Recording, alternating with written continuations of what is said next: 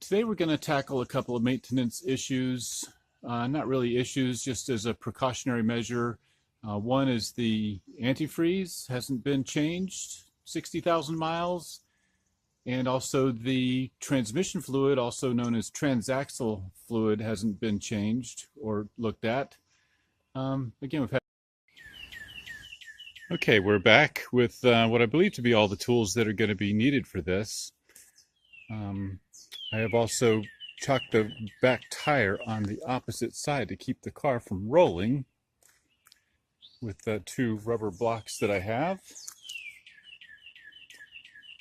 And since I'm a shade tree mechanic, I only work on my own cars, so this is, I take all of this that I do with a grain of salt, but I've not done this before to this car, so I bring my full toolkit out because there's no telling what kind of tools I'm going to need until I actually get the project going here.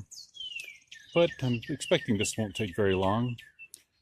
The first thing we're going to do is look underneath the car, and I don't know if this is going to be... No. First, let's lift up the hood. Put this open. Okay. So you can't see anything from the top. They packed this engine in here pretty quickly. It's a 1.8 liter dual overhead GAM 16 valve. It runs pretty strong. It's good, but you can't see anything from the top. But we're going to go underneath here.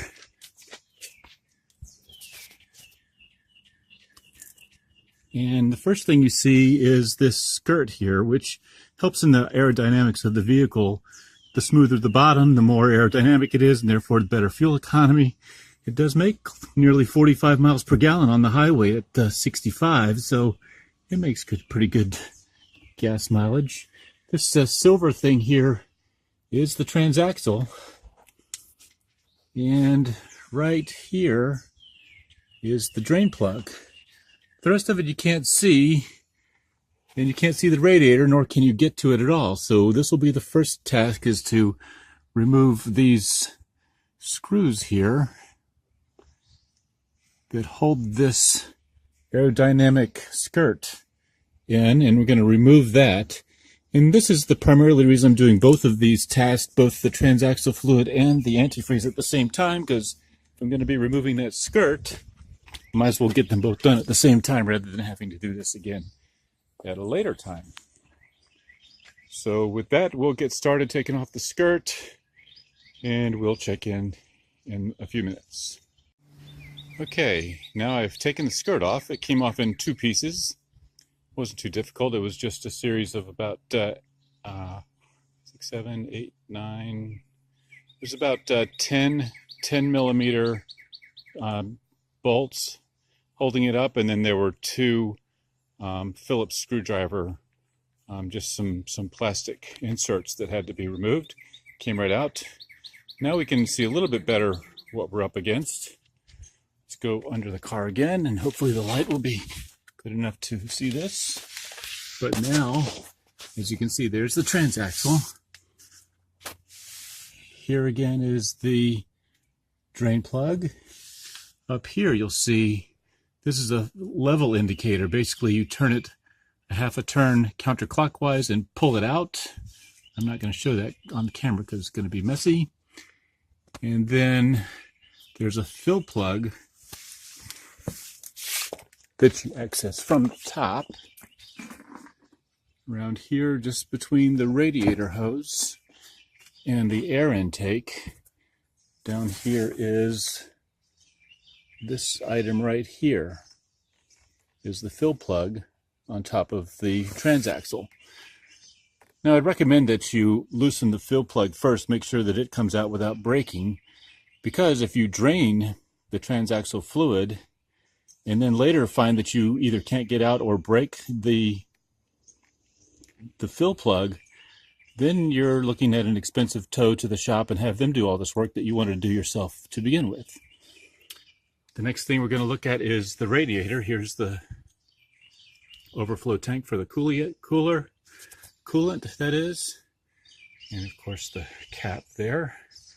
I'm going to leave this connected for right now. And we're going to do the antifreeze first. Again, there's the transaxle.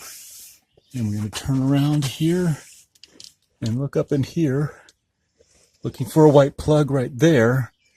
That is the white plug with thumb screws on it, which we will use to drain the antifreeze out of the radiator.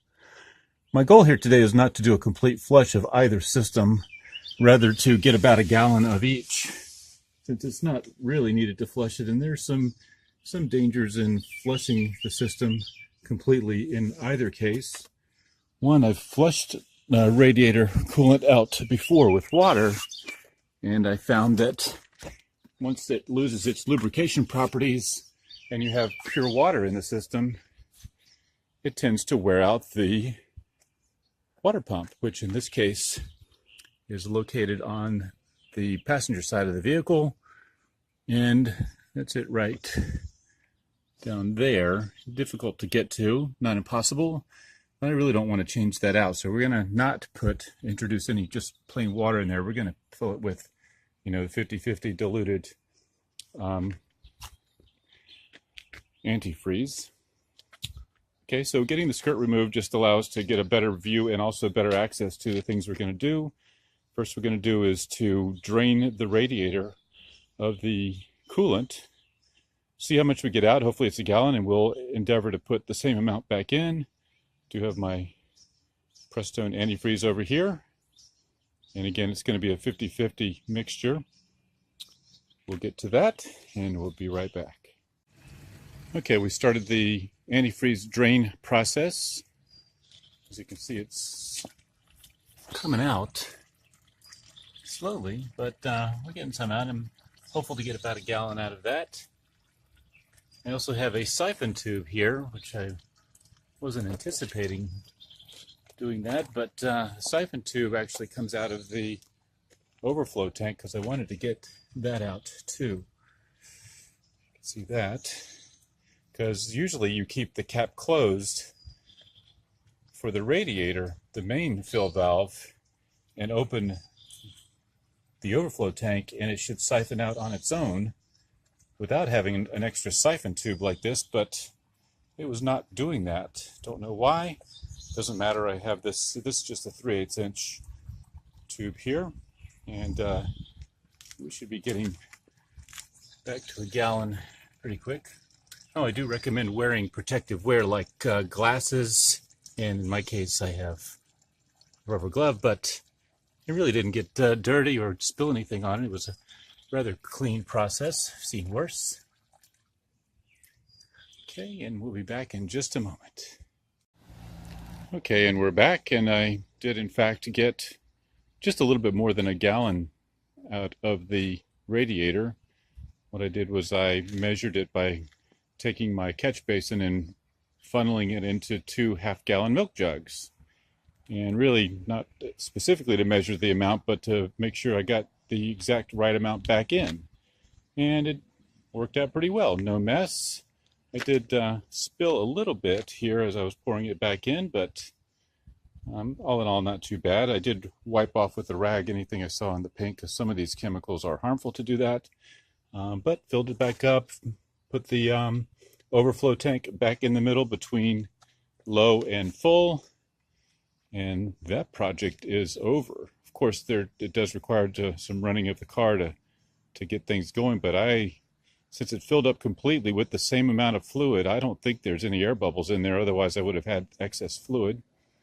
So I think that part's good to go, and a very easy project, and really I didn't make a mess on myself, nothing on the sleeve, which is unusual, nothing on the face, but changing antifreeze to that nature, just doing a gallon of it, is a pretty simple process. The next task is, of course, to look at the transaxle and see if we can't replace a gallon of the transaxle fluid. Now, this car, of course, requires a specific fluid, which I've got. I don't recall the specifications, but I did get as specified in the owner's manual. I expect this part to be a little bit more messy because, well, it is oil after all. But I've already pointed out the drain plug and the fill plug, as well as the leveling indicator. So first thing I'm going to do is loosen the fill plug just to make sure that it goes right. I'll tighten it back in by hand, and then I will, at that point, crawl under and take out the drain plug and see how much of that comes out into my same catch basin, which right now is wet. I've rinsed it out, but I will dry it off before I tackle this next step. And I'll be back soon. Okay, and we're back. Okay, I've just taken the plug from the drain plug underneath the transaxle, and I don't know if you can see very well, but yeah, I've got about a gallon out of that too. I'll measure it to make sure, because I want to make sure I put in the, replace it with the same exact amount. It was a fairly easy thing to do. All of my sockets were not big enough, so I did use a large wrench and one little tap with the hammer, just a small tap. It wasn't hard at all. Was able to loosen that, and the plug came out, and here's the plug. Most of the plug is to the left side, you see, is what's called a magnet, and the reason the cloth is so dirty is the magnet had attracted all of this kind of, I guess it was kind of like clay attached to the magnet, so therefore I assume those are metallic parts that it was grabbing, but there's no pieces or anything, just the fine dust. Not too bad after approximately 60,000 miles. Okay, so the next step is I'm going to measure the fluid and replace it. I don't know what size wrench I used for the drain plug, but that's a fairly big crescent wrench that I have there. And the fill plug I did loosen. I do not have a socket that's big enough for that, and I have some big ones, but the socket I was able to loosen with the 3/4 inch end of my socket extension. Fit right in there, and it was not hard to loosen at all. It wasn't stuck in any way. Okay, that's that, and I'll clean this up, measure it, replace the fluid through the fill plug, and then we'll be back. Okay, yep, the drain went fine. Pulled out the fill plug, and there's a little plate at the bottom of the fill plug that prevents a funnel to be used very well. So I've heard stories of it taking 30 minutes to fill it up because it has to be slurped in there very slow. But I do have this siphon tube. It's just a 3/8 inch OD plastic tube. And I figured that by the time I finish cleaning this mess up, which really isn't that much, I need to put everything back together, put the tools away, clean the oil, well, actually just take the glove off because I didn't really make a mess on myself, and throw the glove away. I have plenty of those. And while this fills up, by the time I get finished, it ought to be nearly finished. But I'm not planning to go in any